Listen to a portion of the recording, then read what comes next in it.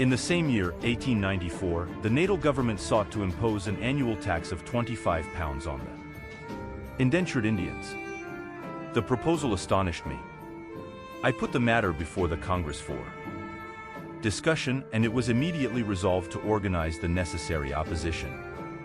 At the outset, I must explain briefly the genesis of the tax. About the year 1860, the Europeans in Natal, finding that there was considerable scope for sugarcane cultivation, felt themselves in need of labor. Without outside labor, the cultivation of cane and the manufacture of sugar were impossible, as the Natal Zulus were not suited to this form of work. The Natal government therefore corresponded with the Indian government and secured their permission to recruit Indian labor.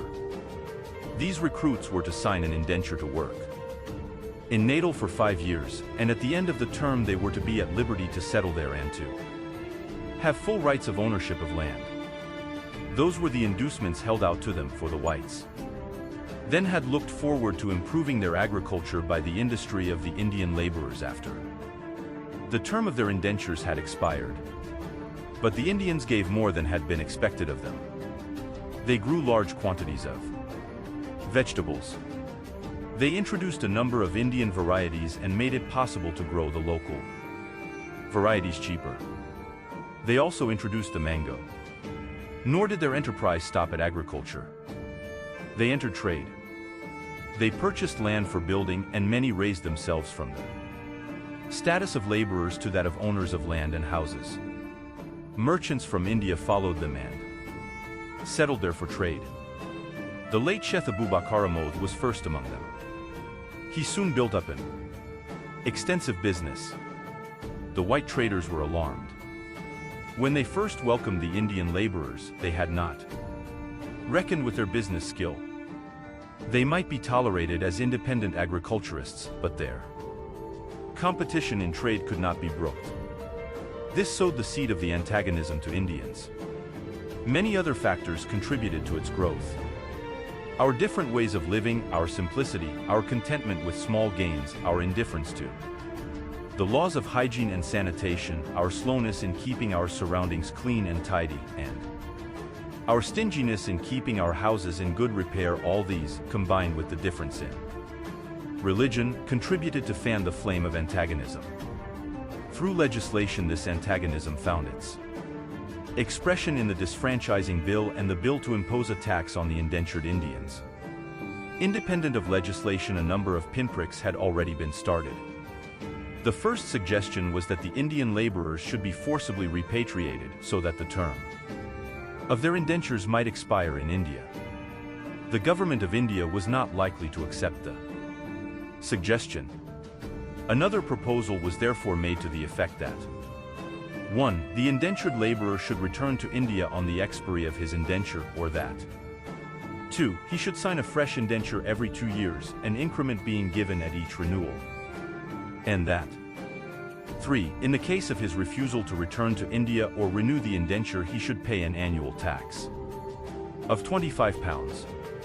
A deputation composed of Sir Henry Binns and Mr. Mason was sent to India to get the proposal approved by the government there. The viceroy at that time was Lord Elgin. He disapproved of the £25 tax, but agreed to a poll tax of £3. I thought then, as I do even now, that this was a serious blunder on the part of the viceroy.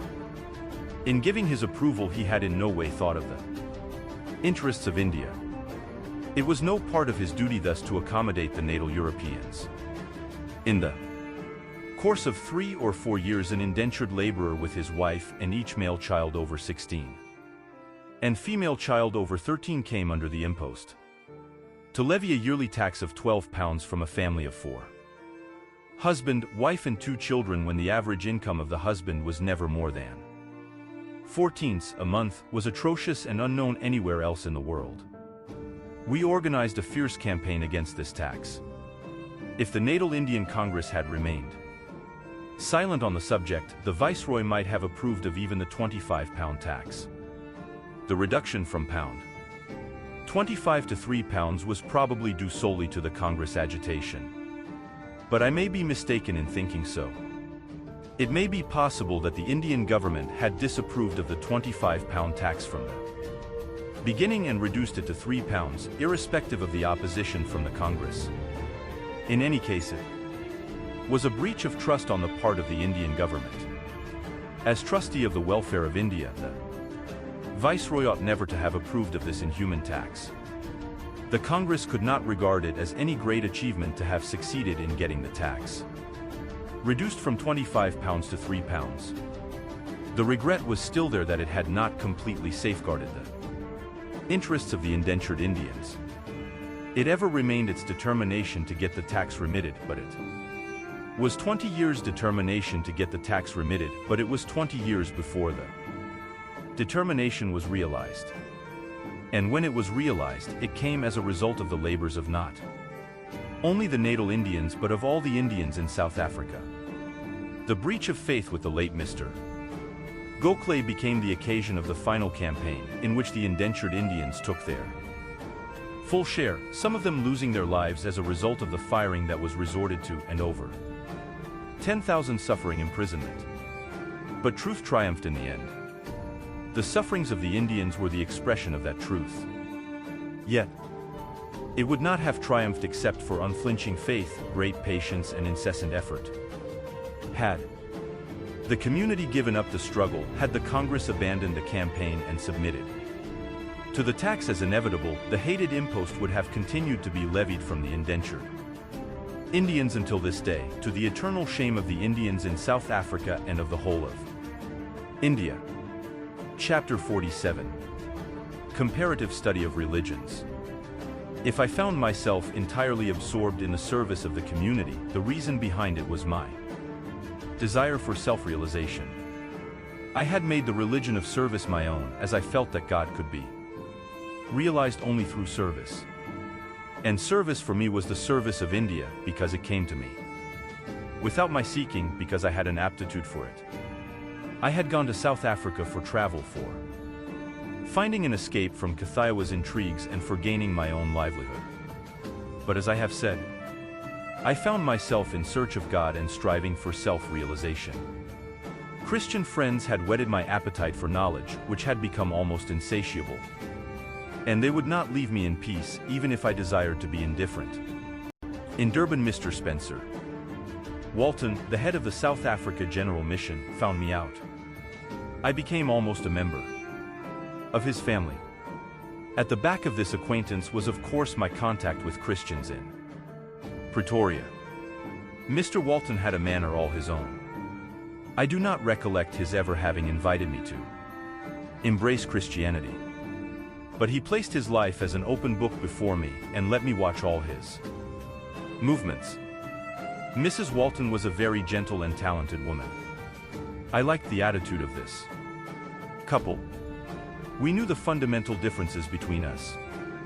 Any amount of discussion could not efface them. Yet even differences prove helpful where there are tolerance, charity, and truth. I liked Mr. and Mrs. Walton's humility, perseverance, and devotion to work, and we met very frequently. This friendship kept alive my interest in religion. It was impossible now to get the leisure that I used to have in Pretoria for my religious studies. But what little time I could spare I turned to good account. My religious correspondence continued. Rachenbai was guiding me. Some friend sent me Narmada Shankar's book Dharma Vikhar. Its preface proved very helpful. I had heard about the bohemian way in which the poet had lived, and a description in the preface of the revolution effected in his life by his religious studies captivated me. I came to like the book and read it from cover to cover with attention. I read with interest Max Muller's book, India, What Can It Teach Us? And the translation of the Upanishads published by the Theosophical Society. All this enhanced my regard for Hinduism, and its beauties began other religions. I read Washington Irving's Life of Muhammad and his successors and Carlyle's panegyric on the Prophet. These books raised Muhammad in my estimation. I also read a book called The Sayings of Zarathustra. Thus I gained more knowledge of the different religions. The study stimulated my self-introspection and fostered in me the habit of putting into practice whatever appealed to me in my studies. Thus I began some of the yogic practices as well as I could understand them from a reading of the Hindu books. But I could not get on very far and decided to follow them with the help of some expert when I returned to India. The desire has never been fulfilled. I made too an intensive study of Tolstoy's books. The Gospels in brief, What to Do, and other books made a deep impression on me. I began to realize more and more the infinite possibilities of universal love. About the same time I came in contact with another Christian family. At their suggestion I attended the Wesleyan Church every Sunday. For these days I also had their standing invitation to dinner. The church did not make a favorable impression on me. The sermons seemed to be uninspiring. The congregation did not strike me as being particularly religious. They were not an assembly of devout souls. They appeared rather to be worldly-minded people going to church for recreation and in conformity to custom.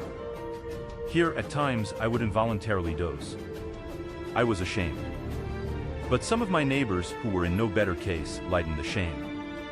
I could not go on long like this and soon gave up attending the service. My connection with the family I used to visit every Sunday was abruptly broken. In fact, it may be said that I was warned to visit it no more. It happened thus. My hostess was a good and simple woman, but somewhat narrow-minded. We always discussed religious subjects. I was then rereading Arnold's Light of Asia. Once we began to compare the life of Jesus with that of Buddha. Look at Gautama's compassion, said I. It was not confined to mankind, it was extended to all living beings. Does not one's heart overflow with love to think of the lamb joyously perched on his shoulders? One fails to notice this love for all living beings in the life of Jesus. The comparison pained the good lady. I could understand her feelings.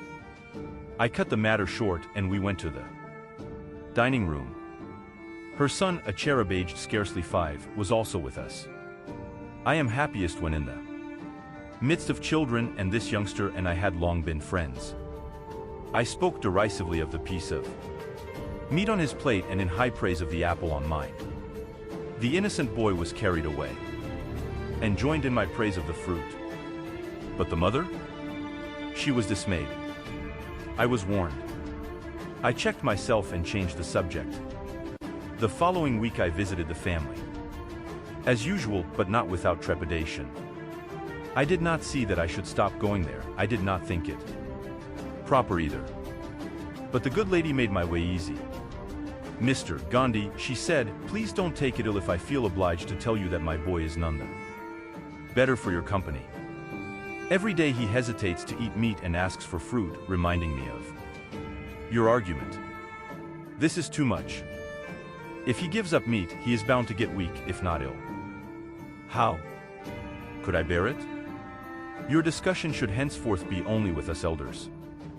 They are sure to react badly on children.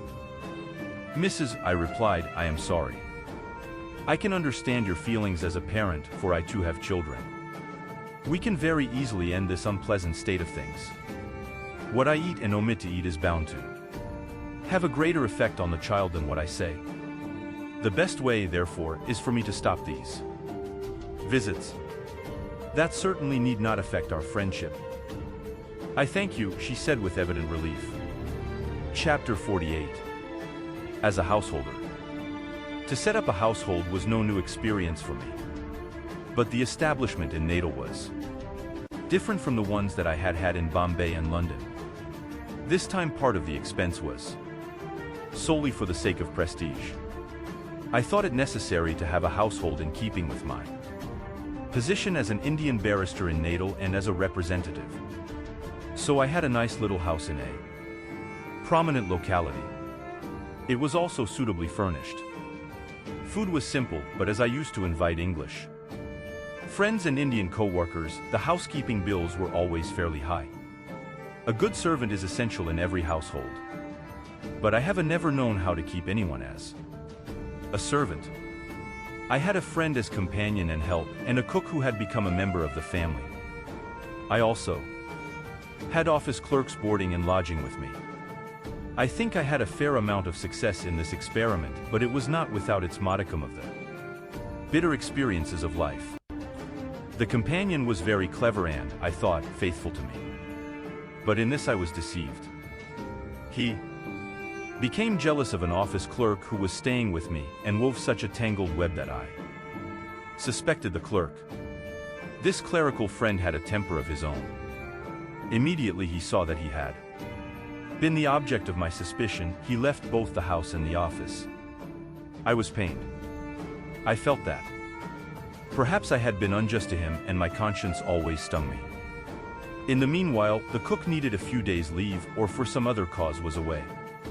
It was necessary to procure another during his absence. Of this new man I learnt later that he was a perfect scam. But for me he proved a godsend. Within 2 or 3 days of his arrival he discovered certain irregularities that were going on under my roof without my knowledge, and he made up his mind to warn me. I had the reputation of being a credulous but straight man. The discovery was to him, therefore, all the more shocking. Every day at 1 o'clock I used to go home from office for lunch.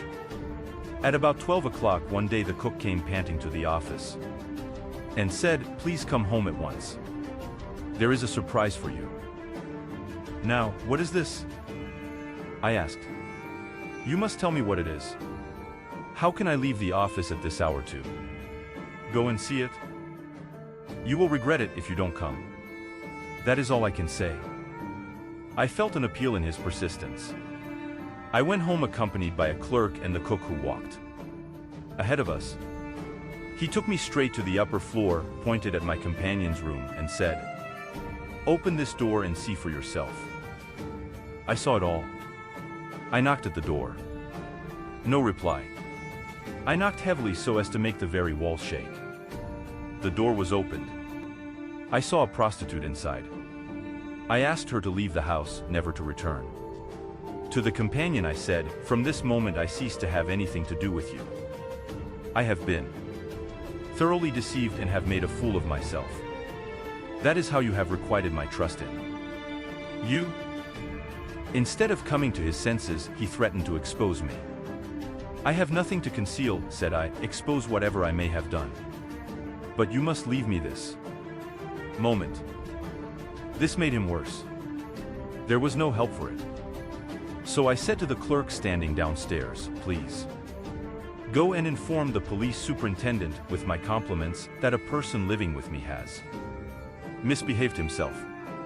I do not want to keep him in my house, but he refuses to leave. I shall be much obliged if police help can be sent me." This showed him that I was in earnest. His guilt unnerved him. He apologized to me, entreated me not to inform the police, and agreed to leave the house immediately, which he did. The incident came as a timely warning in my life. Only now could I see clearly how thoroughly I had been beguiled by this evil genius. In harboring him I had chosen a bad means for a good end. I had expected to gather figs of thistles. I had known that the companion was a bad character, and yet I believed in his faithfulness to me. In the attempt to reform him I was near ruining myself. I had disregarded the warning of kind friends. Infatuation had completely blinded me. But for the new cook I should never have discovered the truth, and being under the influence of the companion, I should probably have been unable to lead the life of detachment that I then began. I should always have been wasting time on him. He had the power to keep me in the dark and to mislead me. But God came to the rescue as before. My intentions were pure, and so I was saved in spite of my mistakes, and this early experience thoroughly forewarned me for the future. The cook had been almost a messenger sent from heaven. He did not know cooking, and as a cook he could not have remained at my place. But no one else could have opened my eyes. This was not the first time, as I subsequently learnt, that the woman had been brought into my house. She had come often before, but no one had the courage of this cook. For everyone knew how. Blindly I trusted the companion. The cook had, as it were, been sent to me just to do this service. For he begged leave of me that very moment. "I cannot stay in your house," he said. "You are so easily misled. This is no place for me." I let him go. I now discovered that the man who had poisoned my ears against the clerk was no other than this companion. I tried very hard to make amends to the clerk for the injustice I had done him. It has, however, been my eternal regret that I could never satisfy him fully. Howsoever you may repair it. A rift is a rift. Chapter 49. Homeward. By now I had been 3 years in South Africa. I had got to know the people and they had got to know me. In 1896 I asked permission to go home for 6 months, for I saw that I was in for a long stay there. I had established a fairly good practice and could see that people felt the need of my presence. So I made up my mind to go home, fetch my wife and children, and then return and settle out there.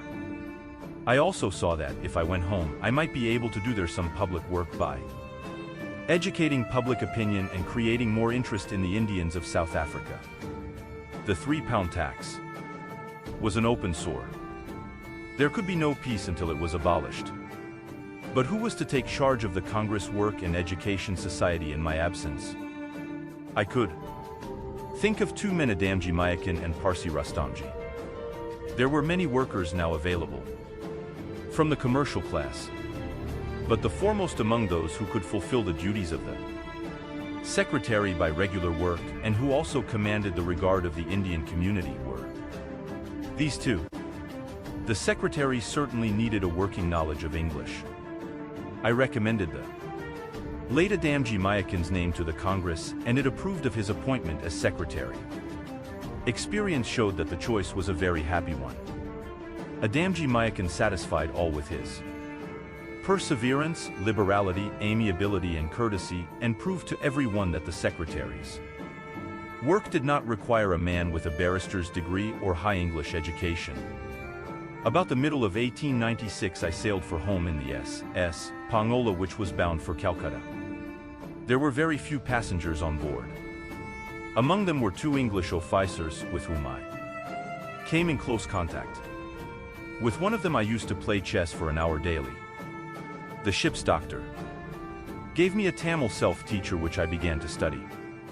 My experience in Natal had shown me that I should acquire a knowledge of Urdu to get into closer contact with the Musulmans and of Tamil to get into closer touch with the Madras Indians. At the request of the English friend who read Urdu with me, I found out a good Urdu munshi from amongst he deck passengers, and we made excellent progress in our studies. The officer had a better memory than I. He would never forget a word after once he had seen it. I often found it difficult to decipher Urdu letters. I brought more perseverance to BA, but could never overtake the officer. With Tamil I made fair progress. There was no help available, but the Tamil self-teacher was well-written book, and I did not feel in need of much outside help. I had hoped to continue these studies even after reaching India, but it was impossible. Most of my reading since 1893 has been done in jail. I did make some progress in Tamil and Urdu in jails. Tamil in South African jails and Urdu in Yaravta jail. But I never learned to speak Tamil, and the little I could do by way of reading is now rusting away for want of practice. I still feel what a handicap this ignorance of Tamil or Telugu has been. The affection that the Dravidians in South Africa showered on me has remained a cherished memory. Whenever I see a Tamil or Telugu friend, I cannot but recall the faith, perseverance and selfless sacrifice of many of his compatriots in South Africa. And they were mostly illiterate, the men no less than the women. The fight in South Africa was for such, and it was fought by illiterate soldiers. It was for the poor, and the poor took their full share in it. Ignorance of their language, however, was never a handicap to me in stealing the hearts of these simple and good countrymen. They spoke broken Hindustani or broken English, and we found no difficulty in getting on with our work. But I wanted to requite their affection by learning Tamil and Telugu. In Tamil, as I have said, I made some little progress, but in Telugu, which I tried to learn in India, I did not get beyond the alphabet. I fear now I can never learn these languages, and am therefore hoping that the Dravidians will learn Hindustani. The non-English speaking among them in South Africa do speak Hindi or Hindustani, however indifferently. It is only the English-speaking ones who will not learn it, as though a knowledge of English were an obstacle to learning our own languages. But I have digressed. Let me finish the narrative of my voyage. I have to introduce to my readers the captain of the SS Pongola. We had become friends. The good captain was a Plymouth brother. Our talks were more about spiritual subjects than nautical. He drew a line between morality and faith. The teaching of the Bible was to him child's play. Its beauty lay in its simplicity. Let all, men, women and children, he would say, have faith in Jesus and his sacrifice, and their sins were sure to be redeemed. This friend revived my memory of the Plymouth Brother of Pretoria. The religion that imposed any moral restrictions was of the whole of this discussion. Why should I not eat meat, or for that matter beef? Had not God created all the lower animals for the enjoyment of mankind, as, for instance, he had created the vegetable kingdom? These questions inevitably drew us into religious discussion. We could not convince each other. I was confirmed in my opinion that religion and morality were synonymous. The captain had no doubt about the correctness of his opposite conviction. At the end of 24 days the pleasant voyage came to a close, and admiring the beauty of the Hooghly, I landed at Calcutta. The same day I took the train for Bombay. Chapter 50. In India. On my way to Bombay the train stopped at Allahabad for 45 minutes. I decided to utilize the interval for a drive through the town. I also had to purchase some medicine at a chemist's shop. The chemist was half asleep and took an unconscionable time in dispensing the medicine, with the result that when I reached the station, the train had just started. The station master had kindly detained the train 1 minute for my sake, but not seeing me coming, had carefully ordered my luggage to be taken out of the train. I took a room at Kellner's and decided to start work there and then. I had heard a good deal about the Pioneer published from Allahabad, and I had understood it to be an opponent of Indian aspirations. I have an impression that Mr. Chesney Jr. was the editor at that time. I wanted to secure the help of every party, so I wrote a note to Mr. Chesney, telling him how I had missed the train and asking for an appointment so as to enable me to leave the next day. He immediately gave me one, at which I was very happy, especially when I found that he gave me a patient hearing. He promised to notice in his paper anything that I might write, but added that he could not promise to endorse all the Indian demands, inasmuch as he was bound to understand and give due weight to the viewpoint of the colonials as well. It is enough, I said, that you should study the question and discuss it in your paper. I ask and desire nothing but the barest justice that is due to us. The rest of the day was spent in having a look round, admiring the magnificent confluence of the three rivers, the Triveni, and planning the work before me. This unexpected interview with the editor of the Pioneer laid the foundation of the series of incidents which ultimately led to my being lynched in Natal. I went straight to Rajkot without halting at Bombay and began to make preparations for writing a pamphlet on the situation in South Africa. The writing and publication of the pamphlet took about a month. It had a green cover and came to be known afterwards as the Green Pamphlet. In it I drew a purposely subdued picture of the condition of Indians in South Africa. The language I used was more moderate than that of the two pamphlets which I have referred to before, as I knew that things heard of from a distance appear bigger than they are. 10,000 copies were printed and sent to all the papers and leaders of every party in India. The Pioneer was the first to notice it editorially. A summary of the article was cabled by Reuters to England, and a summary of that summary was cabled to Natal by Reuters' London office. This cable was not longer than 3 lines in print. It was a miniature, but exaggerated, edition of the picture I had drawn of the treatment accorded to the Indians in Natal, and it was not in my words. We shall see later on the effect this had in Natal. In the meanwhile, every paper of note commented at length on the question. To get these pamphlets ready for posting was no small matter. It would have been expensive too, if I had employed paid help for preparing wrappers, etc. But I hit upon a much simpler plan. I gathered together all the children in my locality and asked them to volunteer 2 or 3 hours labor of a morning when they had no school. This they willingly agreed to do.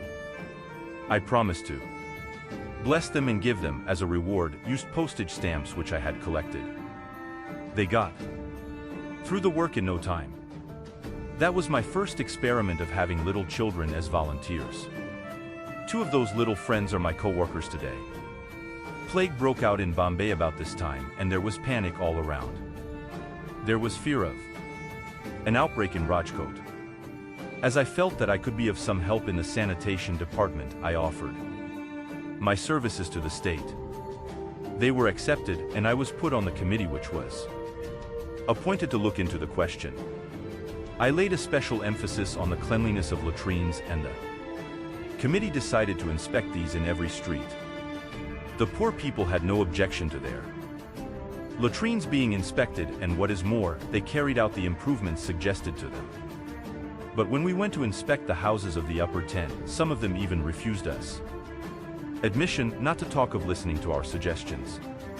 It was our common experience that the latrines of the rich were more unclean. They were dark and stinking and reeking with filth and worms.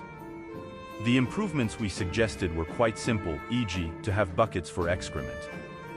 Instead of allowing it to drop on the ground, to see that urine also was collected in buckets. Instead of allowing it to soak into the ground, and to demolish the partitions between the outer walls, and the enabled a scavenger to clean them properly. The upper classes raised numerous objections to this last improvement, and in most cases it was not carried out. The committee had to inspect untouchables' quarters also. Only one member of the committee was ready to accompany me there. To the rest it was something preposterous to visit those quarters, still more so to inspect their latrines. But for me those quarters were an agreeable surprise. That was the first visit in my life to such a locality. The men and women there were surprised to see us. I asked them to let us inspect their latrines. Latrines for us, they exclaimed in astonishment. We go and perform our functions out in the open. Latrines are for you big people. Well, then, you won't mind if we inspect your houses? I asked. You are perfectly welcome, sir. You may see every nook and corner of our houses. Ours are no houses, they are holes. I went in and was delighted to see that the insides were as clean as the outsides. The entrances were well swept, the floors were beautifully smeared with cow dung, and the few pots and pans were clean and shining. There was no fear of an outbreak in those quarters. In the upper class quarters we came across a latrine which I cannot help describing in some detail. Every room had its gutter, which was used both for water and urine, which meant that the whole house would stink. But one of the houses had a storage bedroom with a gutter which was being used both as a urinal and a latrine. The gutter had a pipe descending to the ground floor. It was not possible to stand the foul smell in this room. How the occupants could sleep there I leave the readers to imagine. The committee also visited the Vaishnava Haveli. The priest in charge of the Haveli was very friendly with my family, so he agreed to let us inspect everything and suggest whatever improvements we liked.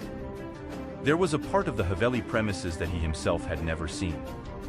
It was the place where refuse and leaves used as dinner plates used to be thrown over the wall. It was the haunt of crows and kites. The latrines were of course dirty. I was not long enough in. Rajkot to see how many of our suggestions the priest carried out. It pained me to see so much uncleanliness about a place of worship.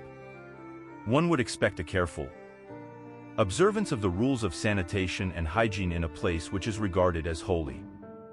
The authors of the Smorties, as I knew even then, have laid the greatest emphasis on cleanliness both inward and outward. Chapter 51. Two Passions. Hardly ever have I known anybody to cherish such loyalty as I did to the British Constitution. I can see now that my love of truth was at the root of this loyalty. It has never been possible for me to simulate loyalty or, for that matter, any other virtue. The national anthem used to be sung at every meeting that I attended in Natal. I was unaware of the defects in British rule, but I thought that it was on the whole acceptable. In those days I believed that British rule was on the whole beneficial to the ruled. The color prejudice that I saw in South Africa was, I thought, quite contrary to British traditions, and I believed that it was only temporary and local. I therefore vied with Englishmen in loyalty to the throne. With careful perseverance I learnt the tune of the national anthem and joined in the singing whenever it was sung, whenever there was an occasion for the expression of loyalty. Without fuss or ostentation, I readily took part in it. Never in my life did I exploit this loyalty, never did I seek to gain a selfish end by its means. It was, for me, more in the nature of an obligation, and I rendered it without expecting a reward. Preparations were going on for the celebration of Queen Victoria's Diamond Jubilee when I reached India. I was invited to join the committee appointed for the purpose in Rajkot. I accepted the offer, but had a suspicion that the celebrations would be largely a matter of show. I discovered much humbug about them and was considerably pained. I began to ask myself whether I should remain on the committee or not, but ultimately decided to rest content with doing my part of the business. One of the proposals was to plant trees. I saw that many did it merely for show and for pleasing the officials. I tried to plead with them that tree planting was not compulsory, but merely a suggestion. It should be done seriously or not at all. I have an impression that they laughed at my ideas. I remember that I was in earnest when I planted the tree allotted to me and that I carefully watered and tended it. I likewise taught the national anthem to the children of my family. I recollect having taught it to students of the local training college, but I forget whether it was on the occasion of the Jubilee or of King Edward VII's coronation as Emperor of India. Later on the text began to jar on me. As my conception of ahimsa went on maturing, I became more vigilant about my thought and speech. The lines in the anthem, scatter her enemies and make them fall, confound their politics, frustrate their knavish tricks, particularly jarred upon my sentiment of ahimsa. I shared my feelings with Dr. Booth, who agreed that it ill became a believer in ahimsa to sing those lines. How could we assume that the so-called enemies were knavish? And because they were enemies, were they bound to be in the wrong? From God we could only ask for justice. Dr. Booth entirely endorsed my sentiments and composed a new anthem for his congregation. But of Dr. Booth, more later. Like loyalty and aptitude for nursing was also deeply rooted in my nature. I was fond of nursing people, whether friends or strangers. Whilst busy in Rajkot with the pamphlet on South Africa, I had an occasion to pay a flying visit to Bombay. It was my intention to educate public opinion in cities on this question by organizing meetings, and Bombay was the first city I chose. First of all, I met Justice Ranade, who listened to me with attention and advised me to meet Sir Farazesh Mehta. Justice Badruddin Tayyabji, whom I met next, also gave the same advice. Justice Ranade and I can guide you but little, he said. You know our position. We cannot take an active part in public affairs, but our sympathies are with you. The man who can effectively guide you is Sir Farazesh Mehta. I certainly wanted to see Sir Farazesh Mehta, but the fact that these senior men advised me To act according to his advice gave me a better idea of the immense influence that Sir Pharazesha had on the public. In due course I met him. I was prepared to be awed by his presence. I had heard of the popular titles that he had earned and knew that I was to see the Lion of Bombay, the uncrowned king of the presidency. But the king did not overpower me. He met me as a loving father would meet his grown-up son. Our meeting took place at his chamber. He was surrounded by a circle of friends and followers. Amongst them were Mr. D.E. Wacha and Mr. Kama, to whom I was introduced. I had already heard of Mr. Wacha. He was regarded as the right-hand man of Sir Pharazesha and S.J.T. Virchand Gandhi had described him to me as a great statistician. Mr. Wacha said, "Gandhi, we must meet again." These introductions could scarcely have taken 2 minutes. Sir Pharazesha carefully listened to me. I told him that I had seen Justices Ranade and Tayabji. "Gandhi," said he, "I see that I must help you. I must call a public meeting here." With this he turned to Mr. Munshi, the secretary, and told him to fix up the date of the meeting. The date was settled and he bade me goodbye, asking me to see him again on the way previous to the meeting. The interview removed my fears, and I went home delighted. During this stay in Bombay I called on my brother-in-law who was staying there and lying ill. He was not a man of means and my sister, his wife, was not equal to nursing him. The illness was serious and I offered to take him to Rajkot. He agreed and so I returned home with my sister and her husband. The illness was much more prolonged than I had expected. I put my brother-in-law in my room and remained with him night and day. I was obliged to keep awake part of the night and had to get through some of my South African work whilst I was nursing him. Ultimately, however, the patient died, but it was a great consolation to me that I had had an opportunity to nurse him during his last days. My aptitude for nursing gradually developed into a passion, so much so that it often led me to neglect my work, and on occasions I engaged not only my wife but the whole household in such service. Such service can have no meaning unless one takes pleasure in it. When it is done for show or for fear of public opinion, it stunts the man and crushes his spirit.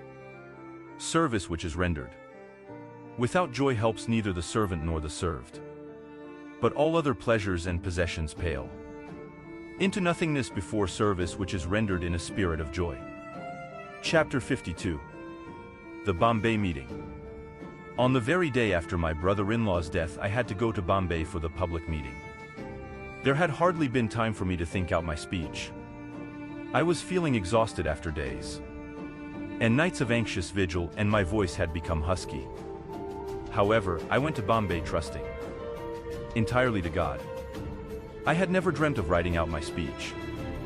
In accordance with Sir Pharazesha's instructions, I reported myself at his office at 5 p.m. on the eve of the meeting. "Is your speech ready, Gandhi?" he asked. "No, sir," said I, trembling with fear. "I think of speaking extempore." "That will not do in Bombay. Reporting here is bad, and if we would benefit by this meeting, you should write out your speech, and it should be printed before daybreak tomorrow. I hope you can manage this." I felt rather nervous, but I said I would try. "Then, tell me, what time Mr. Munshi should come to you for the manuscript?" 11 o'clock tonight," said I. On going to the meeting the next day, I saw the wisdom of Sir Pharazesha's advice. The meeting was held in the hall of the Sir Kawashi Jangir Institute. I had heard that when Sir Pharazesha Mehta addressed meetings, the hall was always packed, chiefly by the students, intent on hearing him, leaving not an inch of room. This was the first meeting of the kind in my experience. I saw that my voice could reach only a few. I was trembling as I began to read my speech.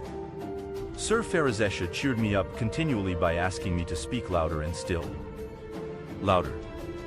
I have a feeling that, far from encouraging me, it made my voice sink lower and lower. My old friend SJT, Keshvarav Deshpande, came to my rescue. I handed my speech to him. His was just the proper voice. But the audience refused to listen. The hall rang with the cries of, "Wacha, Wacha." So Mr. Wacha stood up and read the speech with wonderful results. The audience became perfectly quiet and listened to the speech to the end, punctuating it with applause and cries of shame where necessary. This gladdened my heart. Sir Farazesha liked the speech. I was supremely happy. The meeting won me the active sympathy of SJT Deshpande and a Parsi friend whose name I hesitate to mention as he is a high-placed government official today. Both expressed their resolve to accompany me to South Africa. Mr. C.M. Kursetji, who was then Small Causes Court judge, however, moved the Parsi friend from his resolve as he had plotted his marriage. He had to choose between marriage and going to South Africa, and he chose the former. But Parsi Rustamji made amends for the broken resolve, and a number of Parsi sisters are now making amends for the lady who helped in the breach by dedicating themselves to Khadi work. I have therefore gladly forgiven that couple. SJT Deshpande had no temptations of marriage, but he too could not come. Today he is himself doing enough reparation for the broken pledge. On my way back to South Africa, I met one of the Tayabjis at Zanzibar. He also promised to come and help me, but never came. Mr. Abbas Tayabji is atoning for that offense. Thus none of my 3 attempts to induce barristers to go to South Africa bore any fruit. In this connection I remember Mr. Pestanji Padshaw. I had been on friendly terms with him ever since my stay in England. I first met him in a vegetarian restaurant in London. I knew of his brother Mr. Bargeorgi Padshaw by his reputation as a crank. I had never met him, but friends said that he was eccentric. Out of pity for the horses he would not ride in tramcars, he refused to take degrees. In spite of a prodigious memory, he had developed an independent spirit, and he was a vegetarian though a Parsi. Pestanji had not quite this reputation, but he was famous for his erudition even in London. The common factor between us, however, was vegetarianism and not scholarship, in which it was beyond my power to approach him. I found him out again in Bombay. He was protonotary in the High Court. When I met him he was engaged on his contribution to a higher Gujarati dictionary. There was not a friend I had not approached for help in my South African work. Pestanji Padshaw, however, not only refused to aid me, but even advised me not to return to South Africa. "It is impossible to help you," he said. "But I tell you I do not like even your going to South Africa. Is there lack of work in our country? Look, now, there is not a little to do for our language. I have to find out scientific words. But this is only one branch of the work. Think of the poverty of the land.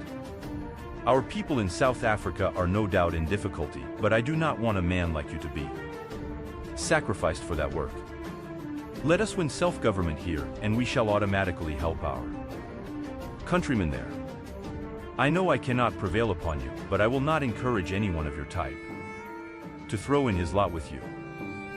I did not like this advice, but it increased my regard for Mr. Pestanji Padshaw.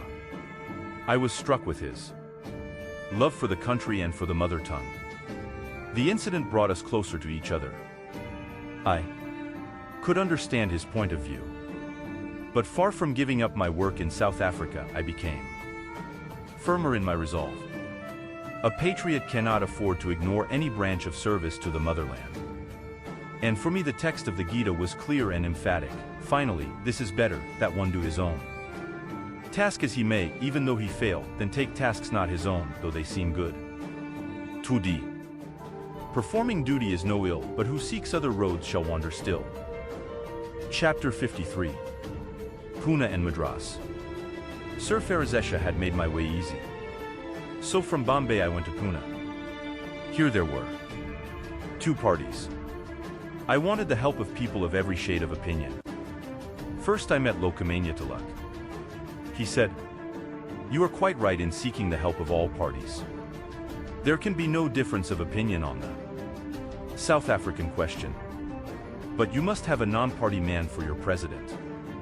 Meet Professor Bandarkar. He has been taking no part of late in any public movement. But this question might possibly drew him out. See him and let me know what he says. I want to help you to the fullest extent. Of course you will meet me whenever you like. I am at your disposal. This was my first meeting with the Lokmanya. It revealed to me the secret of his unique popularity. Next I met Gokhale. I found him on the Ferguson College grounds.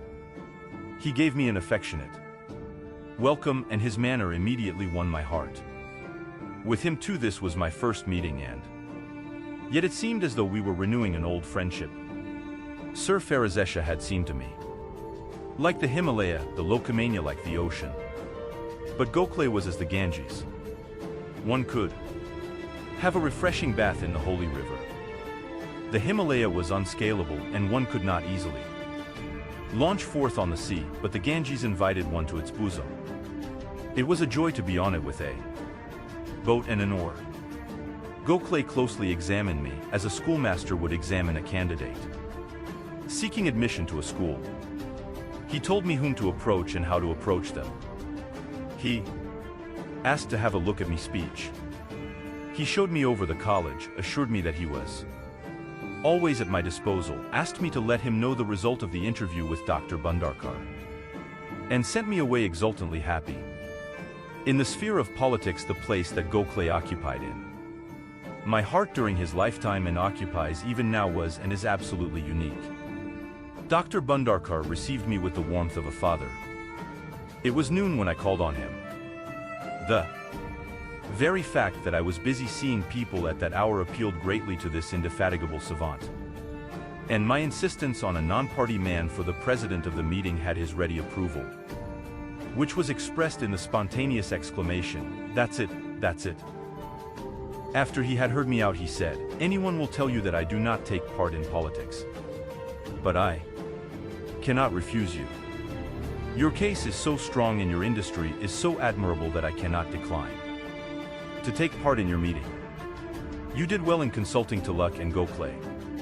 Please tell them that I shall be glad to preside over the meeting to be held under the joint auspices of the two Sabas.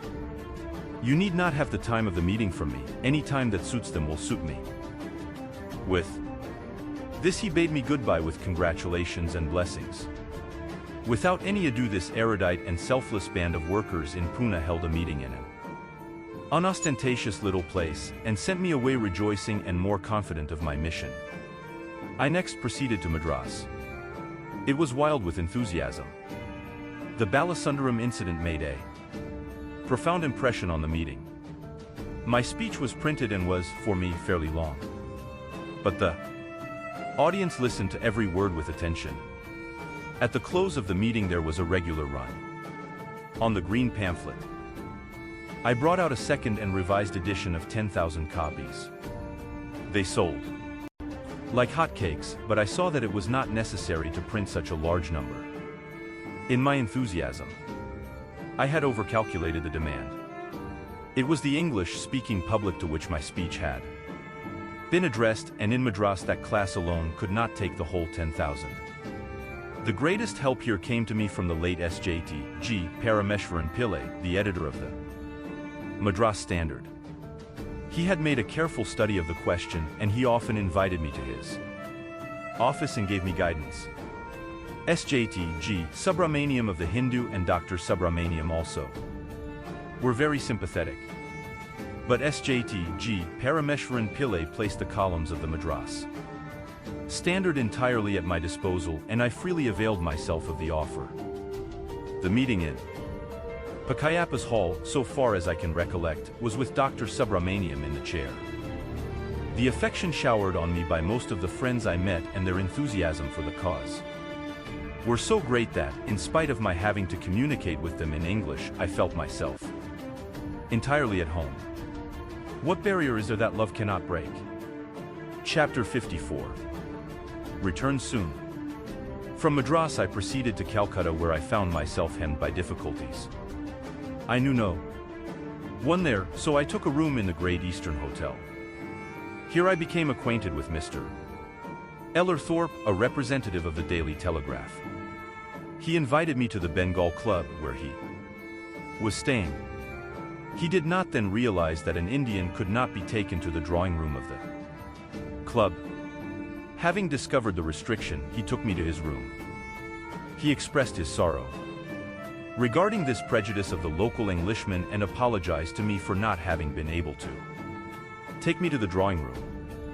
I had of course to see Surendranath Banerjee, the idol of Bengal. When I met him, he was surrounded by a number of friends. He said, "I am afraid people will not take interest in your work. As you know, our difficulties here are by no means few. But you must try as best you can. You will have to enlist the sympathy of Maharajas. Mind, you meet the representatives of the British Indian Association. You should meet Raja Sir Pyarimahan Mukherjee and Maharaja Tagore. Both are liberal-minded and take a fair share in public work." I met these gentlemen, but without success. Both gave me a cold reception in Calcutta, and if anything could be done, it would practically all depend on Surendranath Banerjee. I saw that my task was becoming more and more difficult. I called at the office of the Amrita Bazaar Patrika. The gentleman whom I met there took me to be a wandering Jew. The Bangabasi went even one better. The editor kept me waiting for an hour. He had evidently many interviewers, but he would not so much as look at me, even when he had disposed of the rest. On my venturing to broach my subject after the long wait, he said, "Don't you see our hands are full? There is no end to the number of visitors like you. You had better go. I am not disposed to listen to you." For a moment I felt offended, but I quickly understood the editor's position. I had heard of the fame of the Bangabasi. I could see that there was a regular stream of visitors there. And they were all people acquainted with him. His paper had no lack of copies to discuss, and South Africa was hardly known at that time. However serious a grievance may be in the eyes of the man who suffers from it, he will be but one of the numerous people invading the editor's office, each with a grievance of his own. How is the editor to meet them all? Moreover, the aggrieved party imagines that the editor is a power in the land. Only he knows that his power can hardly travel beyond the threshold of his office. But I was not discouraged. I kept on seeing editors of other papers. As usual, I met the Anglo-Indian editors also. The statesman and the Englishman realized the importance of the question. I gave them long interviews, and they published them in full. Mr. Saunders, editor of the Englishman, claimed me as his own. He placed his office and paper at my disposal. He even allowed me the liberty of making whatever changes I liked in the leading article he had written on the situation, the proof of which he sent me in advance. It is no exaggeration to say that a friendship grew up between us. He promised to render me all the help he could, carried out the promise to the letter, and kept on his correspondence with me until the time when he was seriously ill. Throughout my life I have had the privilege of many such friendships, which have sprung up quite unexpectedly. What Mr. Saunders liked in me was my freedom from exaggeration and my devotion to truth. He subjected me to a searching cross-examination before he began to sympathize with my cause, and he saw that I had spared neither will nor pains to place before him an impartial statement of the case, even of the white man in South Africa, and also to appreciate it. My experience has shown me that we win justice quickest by rendering justice to the other party. The unexpected help of Mr. Saunders had begun to encourage me to think that I might succeed. After all, in holding a public meeting in Calcutta, when I received the following cable from Durban: Parliament opens January. Returns soon. So I addressed a letter to the press, in which I explained why I had to leave Calcutta so abruptly, and set off for Bombay. Before starting, I wired to the Bombay agent of Dada Abdullah & Co. to Arrange for my passage by the first possible boat to South Africa. Dada Abdullah had just then purchased the steamship Kurland and insisted on my traveling on that boat, offering to take me and my family free of charge. I gratefully accepted the offer, and in the beginning of December, set sail a second time for South Africa, now with my wife and 2 sons and the only son of my widowed sister.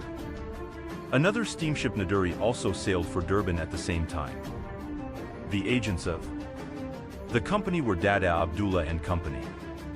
The total number of passengers these boats carried must have been about 800, half of whom were bound for the Transvaal. Chapter 55. Rumblings of the Storm. This was my first voyage with my wife and children.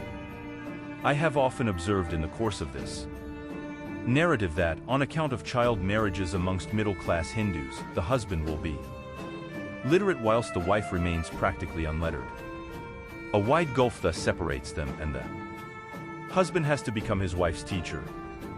So I had to think out the details of the dress to be adopted by my wife and children, the food they were to eat, and the manners which would be suited to their new surroundings. Some of the recollections of those days are amusing to look back upon. A Hindu wife regards implicit obedience to her husband as the highest religion. A Hindu husband regards himself as lord and master of his wife, who must ever dance attendance upon him. I believed, at the time of which I am writing, that in order to look civilized, our dress and manners had as far as possible to approximate to the European standard. Because I thought only thus could we have some influence, and without influence it would not be possible to serve the community. I therefore determined the style of dress for my wife and children. How could I like them to be? Known as Kathiawad Banias? The Parsis used then to be regarded as the most civilized people amongst Indians, and so, when the complete European style seemed to be unsuited, we adopted the Parsi style. Accordingly, my wife wore the Parsi sari, and the boys the Parsi coat and trousers. Of course, no one could be without shoes and stockings. It was long before my wife and children could get used to them. The shoes cramped their feet and the stockings stank with perspiration. The toes often got sore. I always had my answers ready to all these objections. But I have an impression that it was not so much the answers as the force of authority that carried conviction. They agreed to the changes in dress as there was no alternative. In the same spirit and with even more reluctance, they adopted the use of knives and forks. When my infatuation for these signs of civilization wore away, they gave up the knives and forks. After having become long accustomed to the new style, it was perhaps no less irksome for them to return to the original mode. But I can see today that we feel all the freer and lighter for having cast off the tinsel of civilization. On board the same steamer with us were some relatives and acquaintances. These and other deck passengers I frequently met, because, the boat belonging to my client friends, I was free to move about anywhere and everywhere I liked. Since the steamer was making straight for Natal, without calling at intermediate ports, our voyage was of only 18 days. But as though to warn us of the coming real storm on land, a terrible gale overtook us, whilst we were only 4 days from Natal. December is a summer month of monsoon in the southern hemisphere, and gales, great and small, are, therefore, quite common in the southern sea at that season. The gale in which we were caught was so violent and prolonged that the passengers became alarmed. It was a solemn scene. All became one in face of the common danger. They forgot their differences and began to think of the one and only God. Musulmans, Hindus, Christians, and all. Some took various vows. The captain also joined the passengers in their prayers. He assured them that, though the storm was not without danger, he had had experience of many worse ones, and explained to them that a well-built ship could stand almost any weather. But they were inconsolable. Every minute were heard sounds and crashes, which foreboded breaches and leaks. The ship rocked and rolled to such an extent that it seemed as though she would capsize at any moment. It was out of the question for anyone to remain on Deck. His will be done was the only cry on every lip. So far as I can recollect, we must have been.